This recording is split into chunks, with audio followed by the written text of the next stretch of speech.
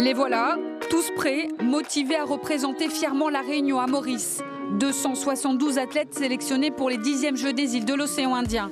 272 dans pas moins de 14 disciplines, avec pour plus grosse délégation de l'athlétisme. Quand on fait une compétition, toujours on pense à la première place. On est tous sur la même longueur d'onde, on va partir vraiment à la gagne, on va tout donner pour représenter la Réunion au mieux.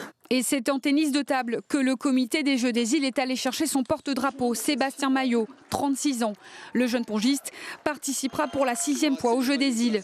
Derrière lui, beaucoup de jeunes comme ses jumeaux, en haltérophilie, ou comme cet autre pongiste, leader de la sélection le Réunion. Je me dis que je pouvais rentrer dans l'histoire du tennis de réunionnais si je gagnais. Et je savais que j'avais mes chances.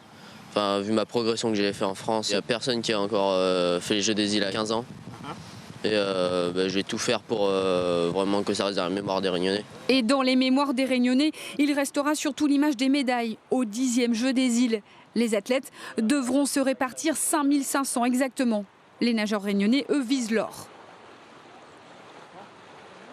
Lors des derniers Jeux, on avait fait à peu près une trentaine de médailles d'or, une vingtaine en argent, 5 ou 6, près de 56 ou 57 médailles au total.